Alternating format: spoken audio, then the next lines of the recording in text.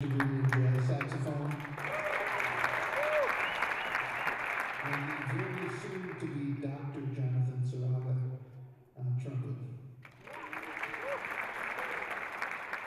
And so we're going to play a tune, and then the piano will be working with them.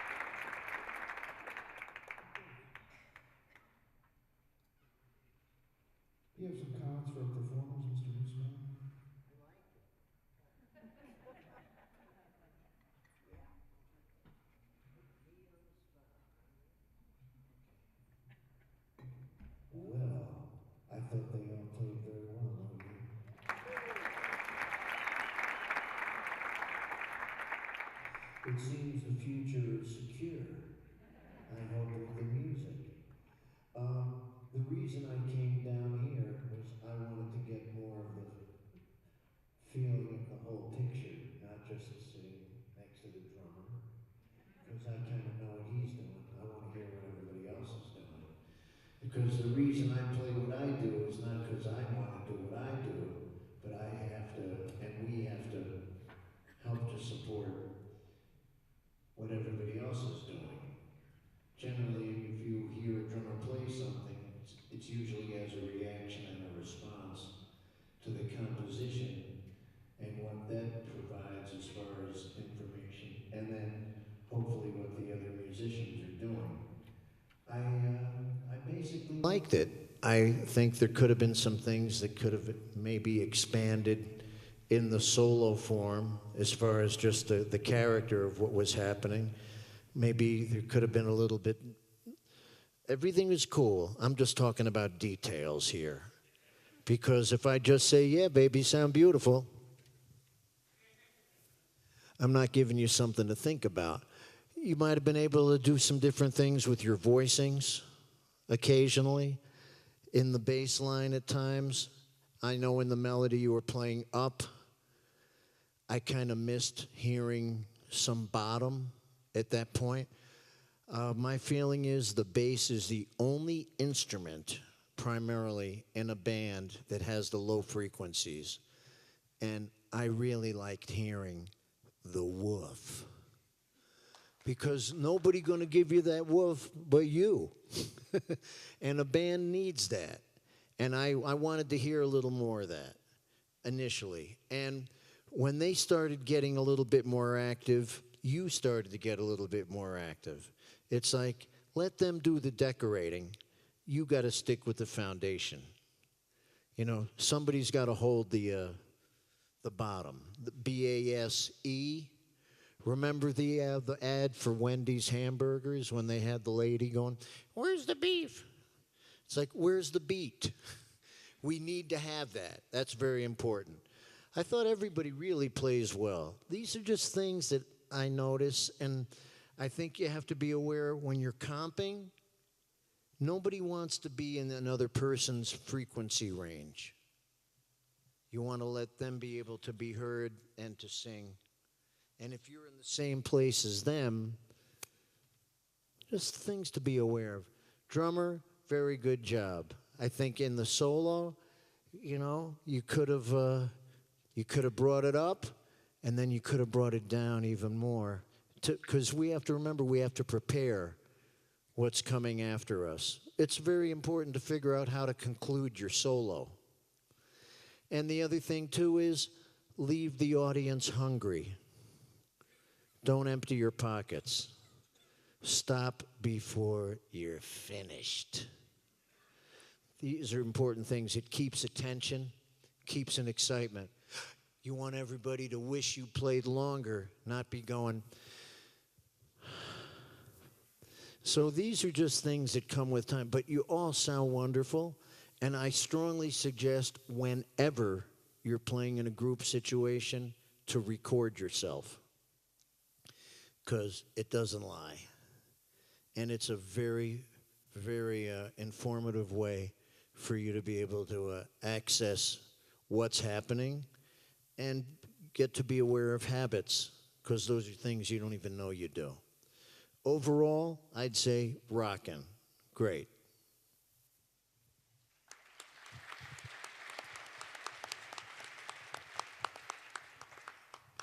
One of the things I really liked about, first off, I thought it was wonderful, and is the fact that, you know, when you see a concert in a big place, usually you see these monitor speakers in front of all the musicians, and this is a more informal setting, and there's no monitor speakers, and yet they could each hear each other perfectly because they were listening to each other, and that's something that's really the essence of jazz, is everyone listening to everyone else, and the technology sometimes is minimal, and you just have to, you know, sharpen your ears up that much more when you don't have those things. And I love the fact that there's no monitors up here, and you guys were all listening, and everything was totally together. But yeah, Because we had monitors last night, and like I'd like a little more of this here. I'd like a little less. We get spoiled, but you guys sounded great without any help at all. So one question: when the starting figure, I couldn't figure it out when it started, and as soon as the melody came in, I could, but oh.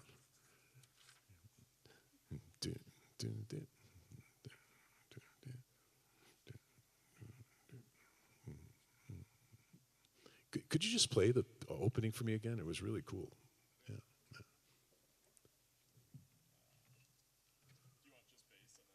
Yeah, just that was the opening, right? It was just the two of you. Yeah.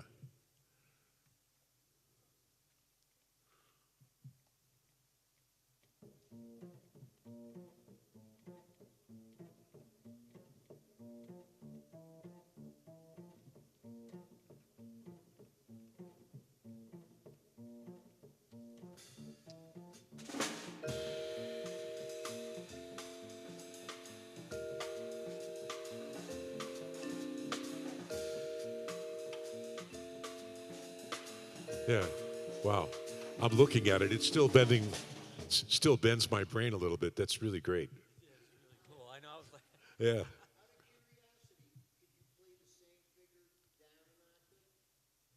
No, that's it. That's my lowest D flat. I kind of wish that I could hear the bottom note a little stronger. Yeah, and I think it's like the jump. And it's more staccato. Is there any way you could connect the first two notes together a little more? Do, do, do. Just, there you go. Because the first note, I couldn't hear the pitch. I was just hearing an attack. If you could play it across the neck more somehow in a higher position, would that work? Yeah, I guess kind of. Try that.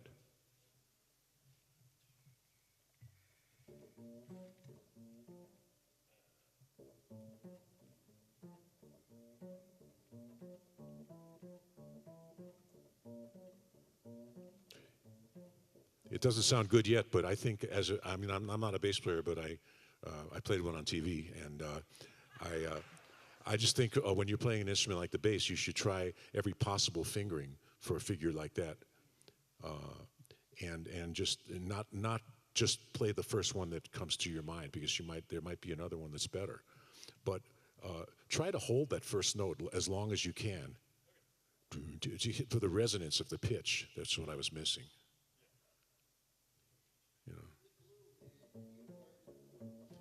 That's better already. Yeah, that's the only comment. Yeah.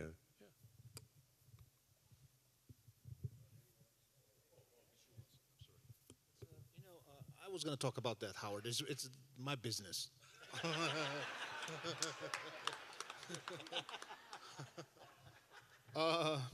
What I was going to say is that this is like a really hard bass line, and I'm just glad that I don't have to play it. I think that that suggestion that maybe play the D flat on the E string and try to. That's like a funny note because it's hard to hear. It's hard to hear the pitch, and it would help a little bit if you try to play that note a little fatter. So now there's like when you play C, A, F, that is the one that the notes are going to be short. So when you have an opportunity like at the D minor, when you have the D open string, so then you make that one sound as long as possible. So then it creates a little bit of contrast, and not the whole line sounds like very, very short. But actually, I think that even more important than that, in your chart says here, don't drag. So that's a big one for us, right? Bass players and drummers. It would be really cool. So this is at 110 right here. It would be really cool to hear the bass and drums play this really slow, like half the speed, and really try to line up. Playing triplets is really tricky, especially on something like that. You don't have the downbeat. So this is the kind of thing that ideally I would like to get together with the drummer and play just these 4 bars for like 10 minutes, and just like really make sure that you guys are totally locked in. Because on the first try, like Howard said, I couldn't really tell what was going on, and it took a minute to settle in. And it wasn't like the writing, it was just like it took a minute to settle in. So is the kind of thing that you guys could really, work on. And actually, any type of grooves, it's really cool if you guys can get to the rehearsal like 10 minutes early and just like the two of you just like play it a bunch until it really feels like home. So I don't know. That's all.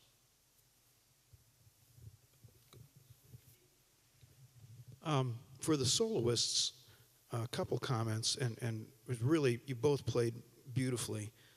I'm thinking in terms of your connection to the rhythmic aspect of the tune, and it's in 12, and everything's triplets, and I kind of mostly heard eighth notes and 16th notes in your rhythmic vocabulary, kind of either straight quarters or straight eighths or straight 16ths, so it almost becomes a polyrhythm or a cross rhythm all the time.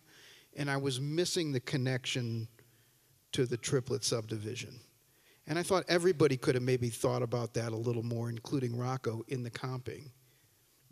Feeling the triplet and reinforcing the strength of that and try to connect from that. And then the second comment I would have is, in the trading, try not to think so much about what you want to play, but rather listen to what the other person played and then let something just roll out of you that is inspired by what they played. Not imitating them, but what does that make you think of playing, rather than while they're playing, standing there thinking, well, what am I going to play next? Maybe don't have that thought.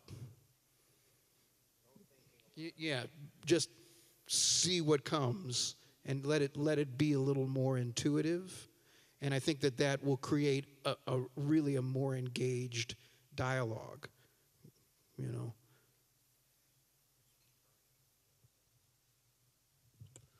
I think everybody sounded great.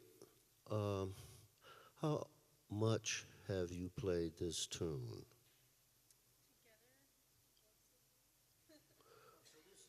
So this is a new tune.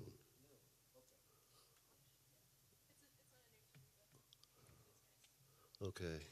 So that's what makes the difference, As you play, as you get into it more, then the rhythms come together, the solos come together, because it creates, you make your own sound, Right now, you're trying to figure out what it is, right? So you're all really learning what your function is in the piece.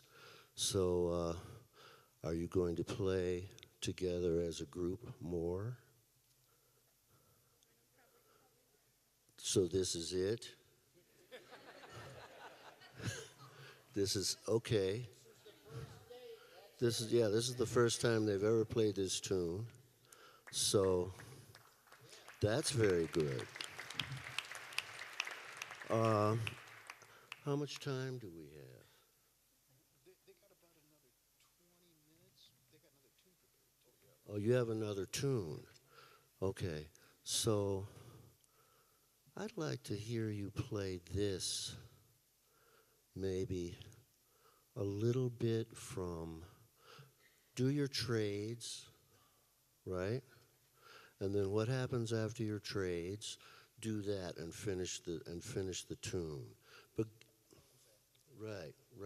But give yourself a chance to get to know this tune, because that's the thing that a lot of people don't understand, is when you hear a band, the majority of time when you guys hear a band playing in a club or playing anywhere, they've played these tunes 100 times, That's how all the great players learn to play. They played the same tunes 100 times. Dizzy played the same tunes for 40 years. I worked with Charlie Hayden for 25 years. We had a number of the same tunes that we would play. So when you get to know a tune, when you play Lonely Woman 50 times, it gives you another view of Lonely Woman, or any tune. So that's the thing that a lot of people don't understand about musicians that are great.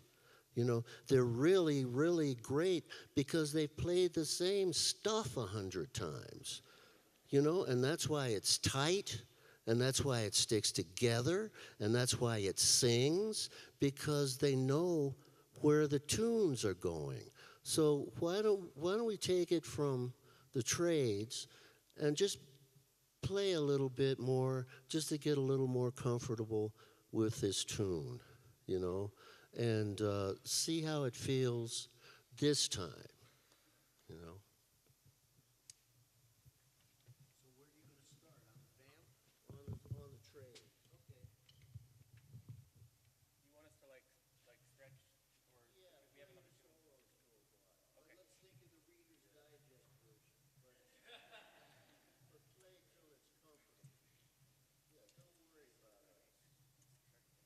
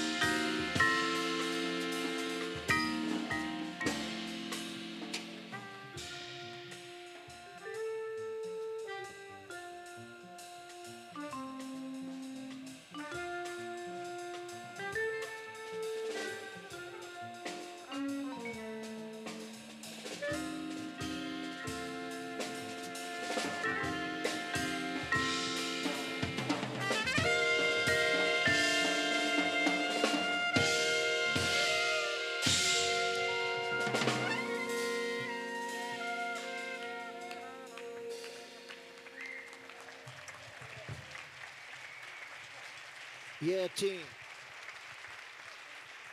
Yeah, team. That was much better. You know, when everything gets real soft, I came up to you, I said, strong.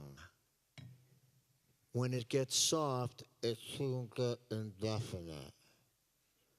You, especially when it gets soft, the intention and the presence has got to be more.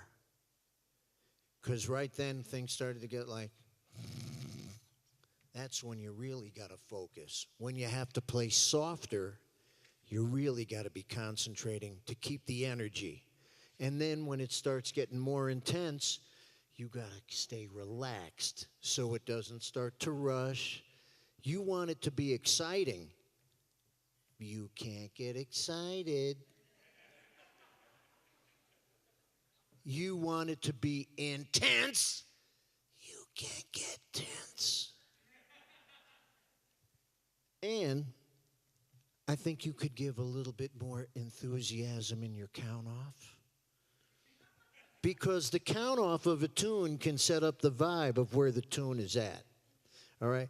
And in hindsight, hearing all the comments everybody's making about the line you wrote, you may want to change the key of this to put it in a register because we need more woof from him.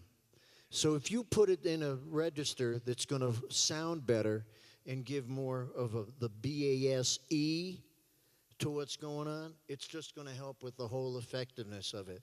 And I think it was good because when you're trading lines, it really is trading. And, you know, when you're first getting with a tune, it's like, yes, how are you doing today? But then after you start to get in there and you start to understand it, it's like, hey, how you feeling?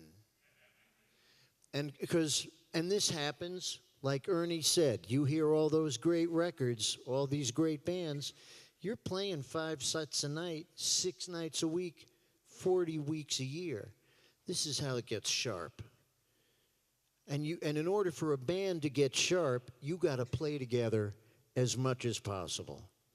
Because then you'll get this happening. And the better this gets happening, the better everything else is going to be. But very commendable job. I think you still could have set them up a little better. You know, we got to learn about pacing. People remember how you start what you do and how you end. And also being very cognizant of what you must fulfill within the transitions in a composition. Yeah, team, let's hear it for them.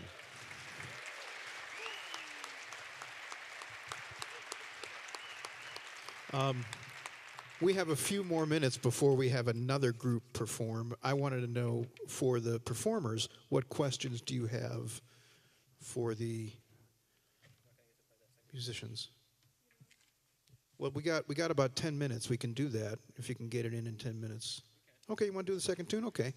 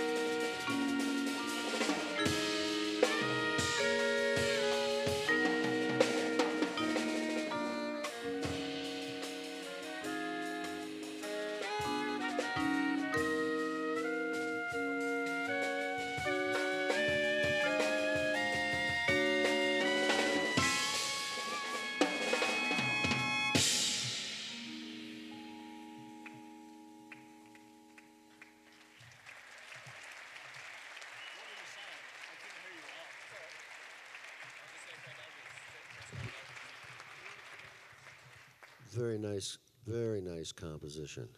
Beautiful tune. Oh, that's your tune, John? Great. Everybody sounds beautiful. Wonderful vibe solo. I'm glad I got to hear you get loose. Very nice. All the solos. So I think that all you have to do is keep doing it for the rest of your life. And it gets better and it gets better and it gets better, and you go from one plateau to the next, because this music is never done. You know, this music is our life. And as your life changes and you experience things, then your music gets deeper and your thoughts get more involved and your music becomes like that. So you've got a great, great start. Keep doing it. Keep doing it. That's the whole deal. You're at the beginning of the journey. Okay, let's say thank you to this ensemble and get the next group up.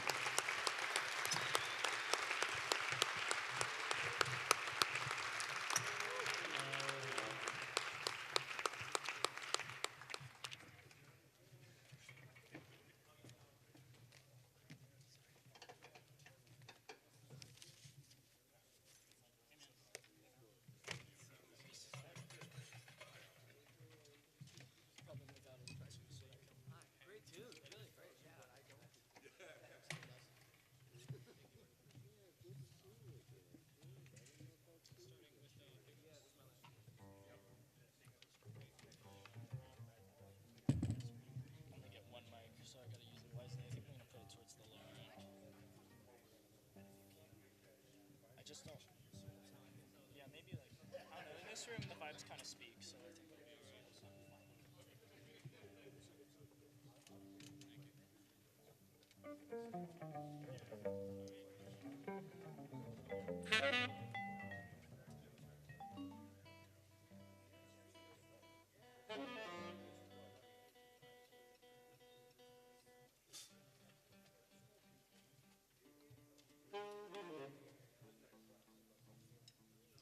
Okay, this next group is also a group of students at the various levels of experience and from the various degree programs.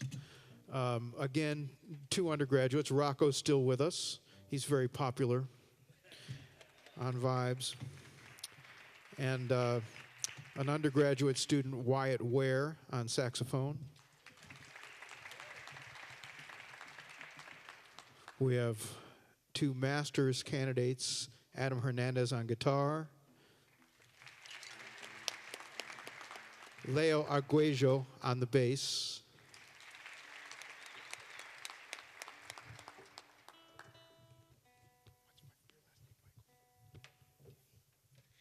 I can't remember anybody's name because I haven't slept all week. On the drums, a doctoral candidate and one of our teaching assistants here, Michael D'Angelo.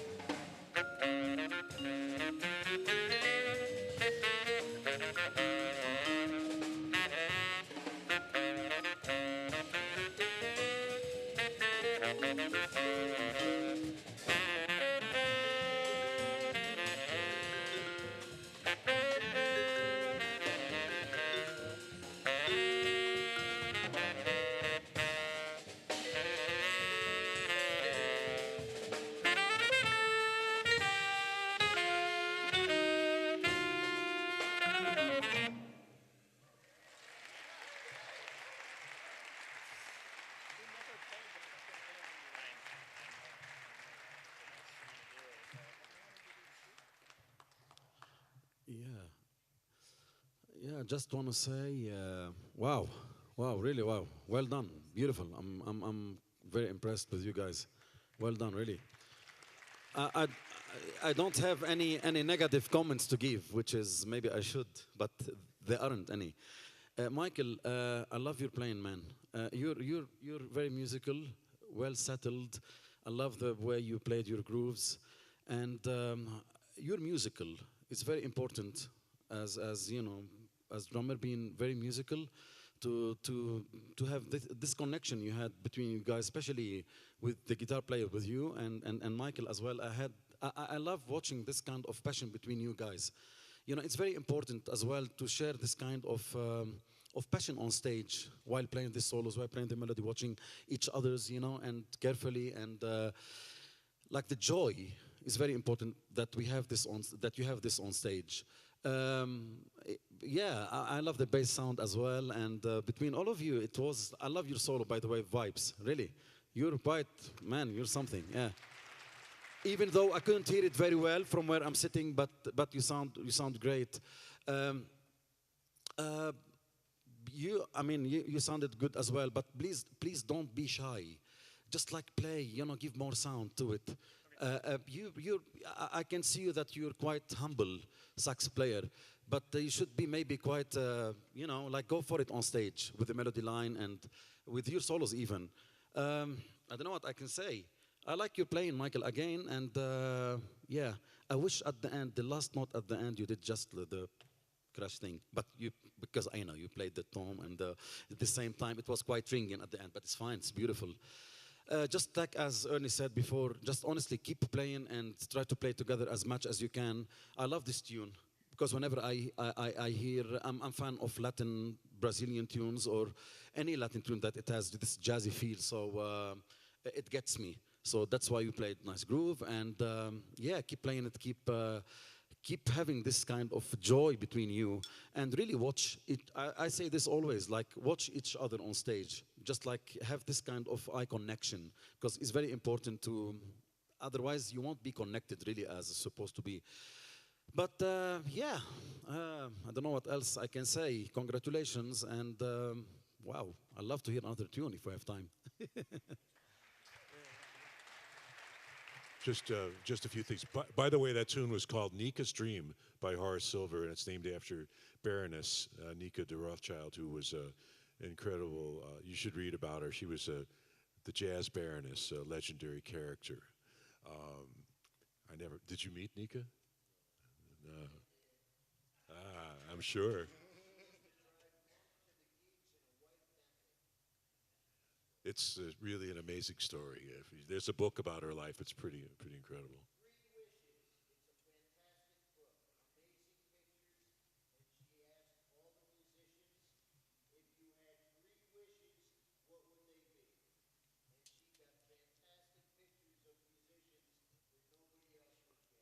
Yeah.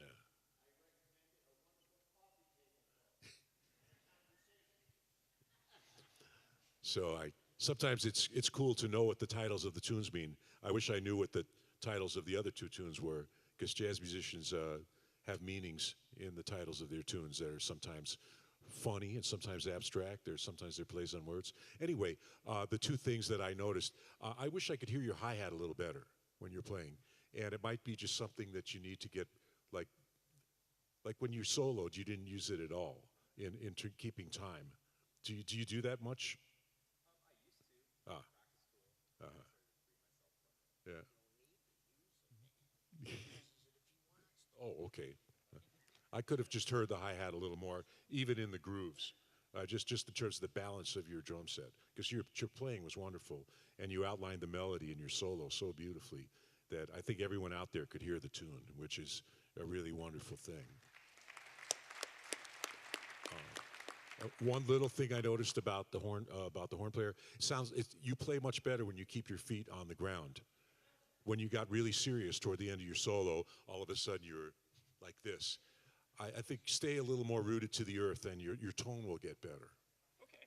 I really believe so, because this thing, like you're like thinking about what you're going to play, and you're like coming up with ideas, but keep your feet down. I mean, posture is like a really important thing on any instrument, and try to relax a little bit into the ground when you're playing and play from here, play from here.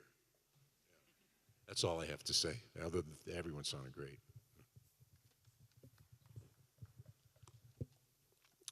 That's a very interesting tune. There's a lot of nice harmony in that tune, and you guys played through the changes very well. And that's really nice to hear.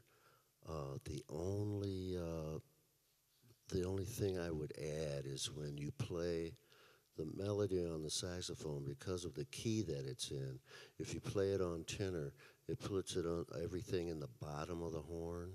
So I know you play the first A down, you played the second A up an octave, right? When you play the bridge, if you play the bridge up an octave, right? Lift it up an octave, then go back to your last A down.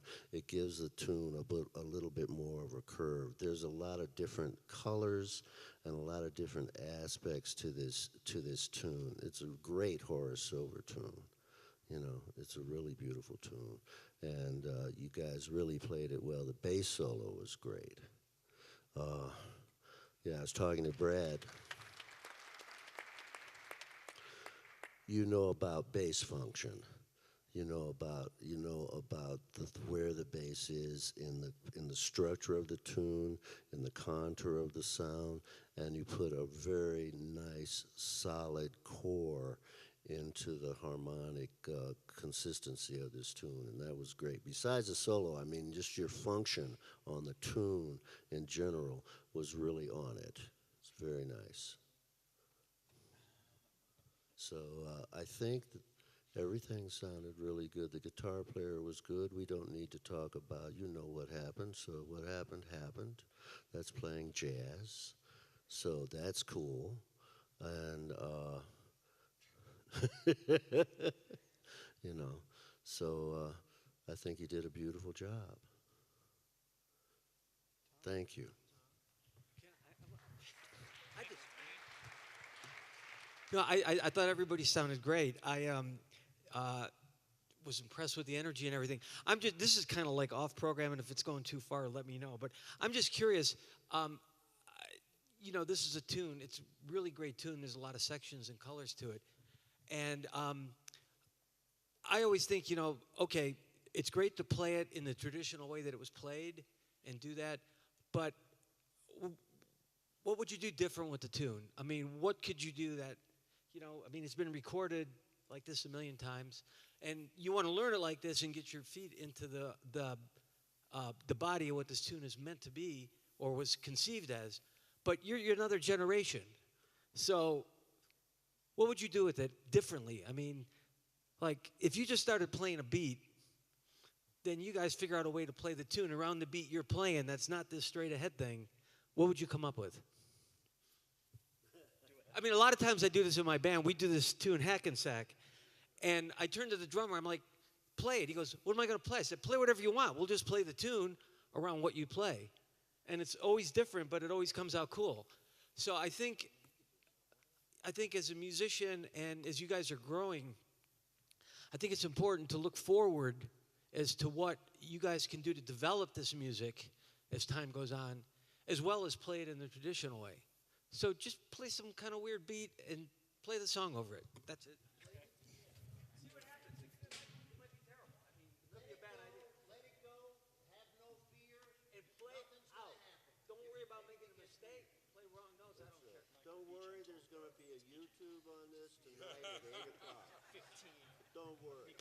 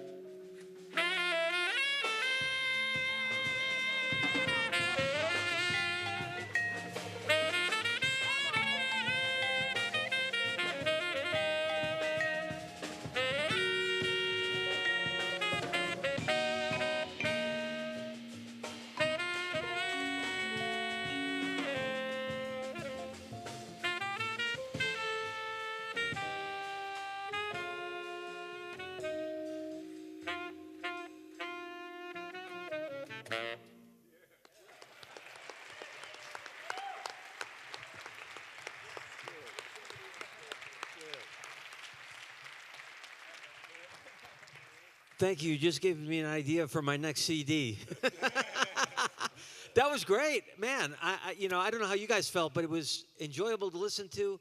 You guys were listening to each other, and you were doing just different things. So this is another way to kind of just free yourself creatively and just try to reimagine these tunes in some way. I mean, and whatever, I mean, I like extending bars, just adding bars here.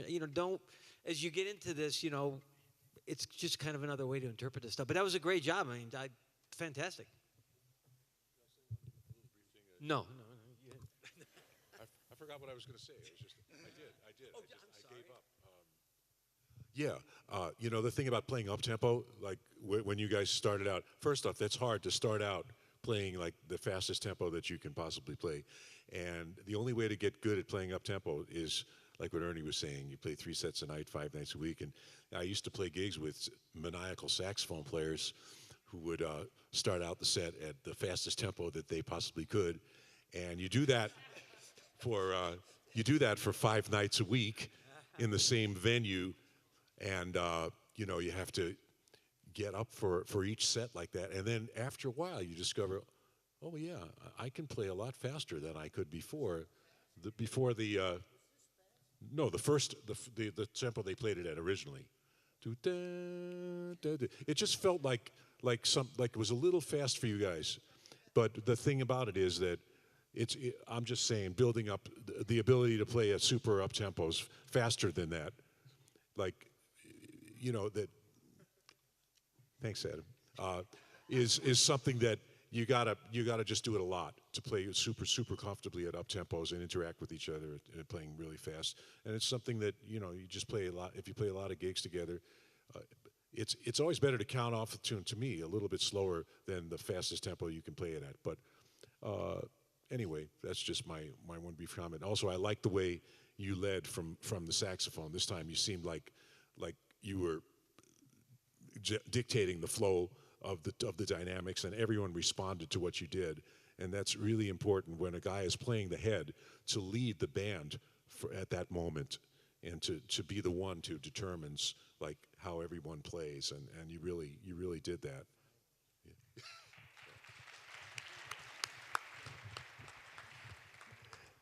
Okay, gentlemen, you were really playing fast before, but I don't want to tell you that. Okay. No. I didn't think it was fast, but it didn't seem like you were all locked in with that tempo. Here's what it is. Whatever tempo you're playing, you got to be committed to it and believe it. Because I was out there when it started, and it was feeling to me like it was rushing. You guys didn't seem like there was much kumbaya happening with you two in the beginning. Now, everybody here is very accomplished on their instrument. Now, I enjoyed hearing the both versions. What Tom suggested is a great thing to do. Play a tune in a completely other manner in which it's been perceived. gets you out of preconceived ideas, gets you out of playing patterns, gets you away from your comfort zone. Now, on the second version, you set up another little bump on the groove. When you were there with the melody, you could have been a little clearer and showing a little bit more authority. It's like, hi, I'm going to play the melody now. I'm really excited about it. You know, you're the voice in the front. You got to show some intention with what's happening, okay? And then when the guitar solo started and the vibe solo kind of broke down, it got more ethereal. You can't join the party, baby. I'm sorry. You can't join the party. They want to go off and start decorating the house. That's okay. You can't do that, brother. You got to be, you know, you got to hold things down. Things got a little meandering at points. I was almost wondering at points, where is the one? Oh, I don't want to play the one, man. That's too obvious. Don't be afraid to be obvious at certain parts in a composition. That's your job, bro. We need you. When it's your solo, you can go off cuckoo crispies, whatever you want to do. And the other thing you got to be aware of is when he started playing, you were all in his register. He's already playing that. We don't need you there. We need you somewhere to support him. This is real important. Just the whole thing about sonics. And the big word to be aware of is balance. You got to have things that are loud. You got to have things that are soft. Things have got to be on the beat, off the beat. Long ideas, short ideas. You know, sometimes you want to hit it. You know, things were kind of like, oh, this is getting kind of nice and pleasant. Well, that's all right for a minute. But then something has got to hit it. You know, there's got to be a balance. Because you play real good. But it's like, oh, I want to do this too. But when everybody else is going off, having their fun, you got to hold the key. You got to hold your door. You know, that's your job. That's the bass, B-A-S-E. Now, if somebody else was locking in and holding something down, that might have freed you up to do that. Maybe if you were playing some little funky riff on the guitar, you know, something like maybe, you know, they would do a James Brown or something to keep the momentum of the groove, then you'd be maybe freed up. You know what I mean? Everybody's got to be taking care of what's going on. The intensity and even though you're not stating it, it still has to be the implication of the groove and the feel. Things got a little kind of like, oh, wow. You know, and it kind of hung there a little too long for a minute. Don't be afraid to hit a downbeat. Don't be afraid to be obvious. I'm going to drop a quote on you all that many of you probably know that was stated by one of the great drummers and musicians of this music, Art Blakey. He was basically, you know, graduate school for most musicians. You went through Art Blakey, you had your creds. He used to say, you don't want to play too hip because two hips make an ass. And don't be afraid to be obvious sometimes. But everybody sounds good. And if you did it again, it would be even better. And you could have been shifting around here a little bit more with stuff too. Sometimes I want to hear you crack the whip, you know? But you play very musically. Everybody here plays good. And you're the lead voice, man. So a lot of what's happening in the band and the character of how a tune is going to be perceived is how the melody is articulated. And, you know, it's like, and you hit it at the end and everybody got it. And don't be afraid to do that. You're setting the character. It's like, I could be saying all the same things I'm saying right now. But if I said it like this, I could be saying the most interesting information that you've ever heard in your lives. But after a moment or two, you might want to go to sleep or throw me into a pit of wolves or just kill me. Because I'd probably put you to sleep. These are important things to think about. All right, I better shut up now.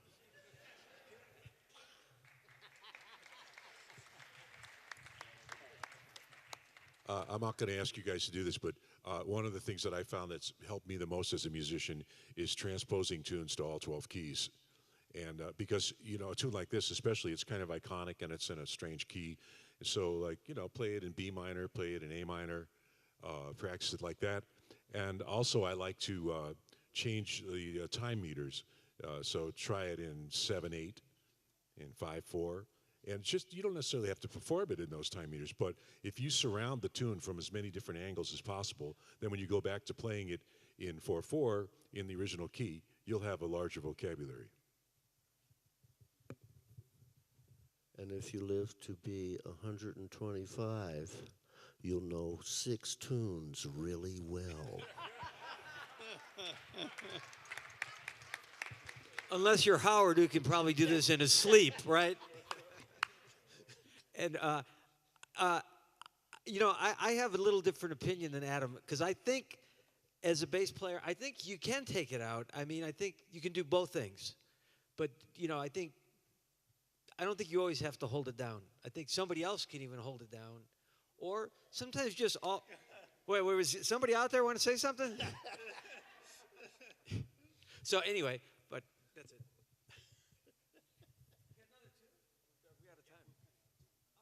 Yeah, we got about 3 minutes, and I'm wondering if you guys have any questions for any of these gentlemen.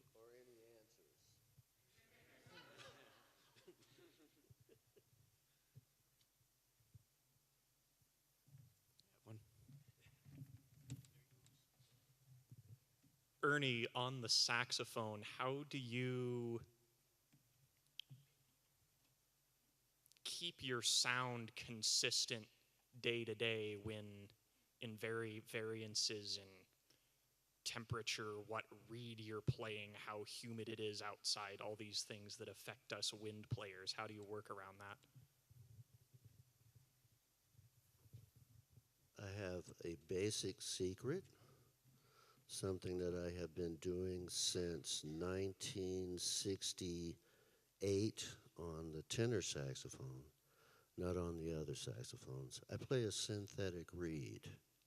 So when I'm traveling and when I'm changing temperatures and I'm changing, you know, all kinds of weather conditions or getting off of a plane and having to go to a sound check, the mouthpiece and reed situation are always the same.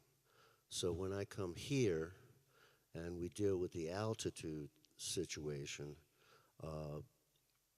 most players play a softer setup when you come to higher altitudes. Most saxophone players, if you play a number 3 reed, you change to a 2.5 because it takes more air to play at this kind of altitude and get a sound. But I just use the same setup, and I just blow more air, you know.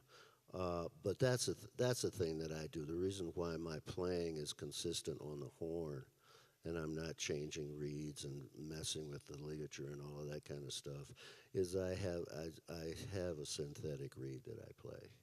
And then other than that, I play every day. I try to play every day.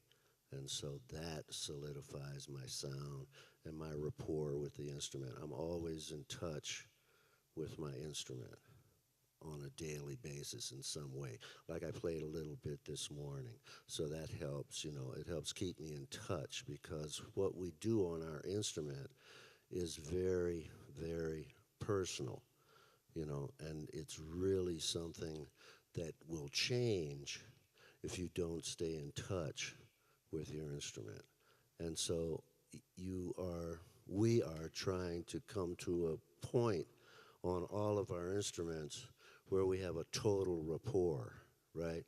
The ideal, my dream, is to be able to play anything simultaneously at any point. Anything I can hear, anything I can play spontaneously. So in order to do that, that's like talking. In order to do that, you have to have the vocabulary in order to communicate in that way. So I'm always working on my vocabulary. It's a lifetime thing. But, you know, I worked with Doc Severinsen for 40 years. He's 93 or 94 now. He plays for 2 or 3 hours a day. So you have to keep in touch with your instrument, and then you have the rapport and the sound. And that's, you know, that's on the saxophone, that's on all of our instruments. You know, it's rapport. That's a long answer. Is that okay? That's a great answer. All right. That's a better answer than I could have.